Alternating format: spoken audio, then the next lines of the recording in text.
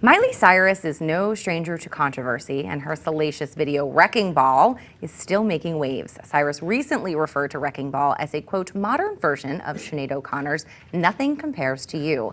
And that did not sit quite well with O'Connor. The Irish singer and songwriter responded with an open letter to Cyrus and referred to the teen pop star as being, quote, pimped and prostituted. Let's talk about the letter that Sinead O'Connor wrote to Miley. I want to take a little piece from that and just set the stage with it. In the letter, she writes, yes, I'm suggesting you don't care for yourself. That has to change. You ought to be protected as a precious young lady by anyone in your employ and anyone around you, including you. This is a dangerous world. We don't encourage our daughters to walk around naked in it because it makes them prey for animals and less than animals, a distressing majority of whom work in the music industry and its associated media. Okay. It's intense. So Sinead O'Connor is taking this mommy role with Miley in a very public setting, but so what's the problem here? Because there's a big problem with it. Yeah. Okay, so I think there's a couple of things going on in this letter. In fact, there's probably hundreds of things going on. But one thing is, if you know the history of Sinead O'Connor, she has a huge, very tumultuous history with the record industry herself. And so she is projecting, not to armchair analysis here, but she is projecting onto Cyrus saying this is what happened to me, this is what's happening to you, the record industry is full of animals and you're being exploited. So it's like it's more than just Wrecking Ball here. It's a lot of stuff going on. And I think I take issue with her sort of shamey language. As an artist, I really respect Sinead O'Connor, but I think that the way she made this argument, it wasn't very effective. And I think to refer to women as precious young ladies really kind of misses the point. And I just feel like she's kind of implying that if you choose to take off your clothes in any sort of setting, you are inviting some sort of violence.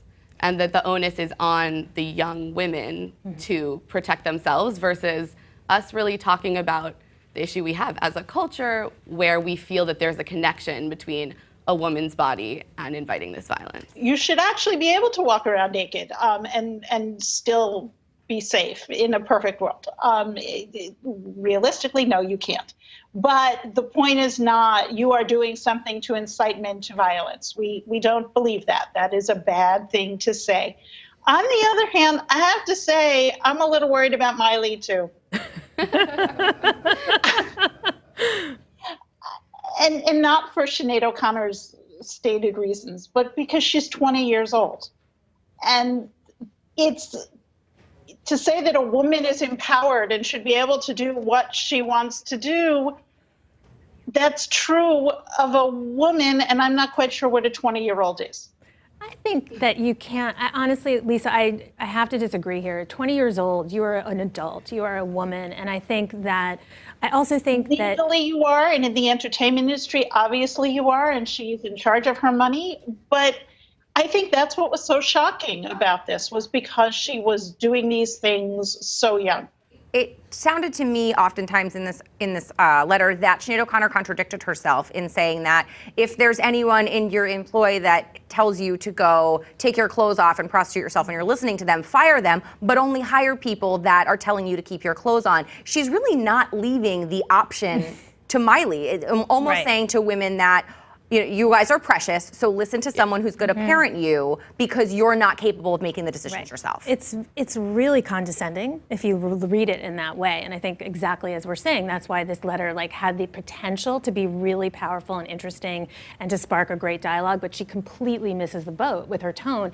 And I think you're right. I think she's almost coming to this whole situation with the assumption that Miley Cyrus has no agency, which is just absurd. She's a hugely successful young artist, and to think that she's like a puppet who's just playing the game of all these behind the scenes people is just insane. And it totally undermines her case. Lisa, we have to wrap it up here, but I want you to sort of take us out. Do you think that maybe you and I are looking at this through different lenses, because no matter how much you want to look at Miley as her own person, you're still a parent and you're a mom, and 20 years old still feels like a baby to you? Yeah, and I'm a former 20-year-old, and Miley isn't a former 20-year-old. So I know how much you change and look back and say, "Hey," and that part of me thinks of 20 as very young. But she is not your average 20-year-old.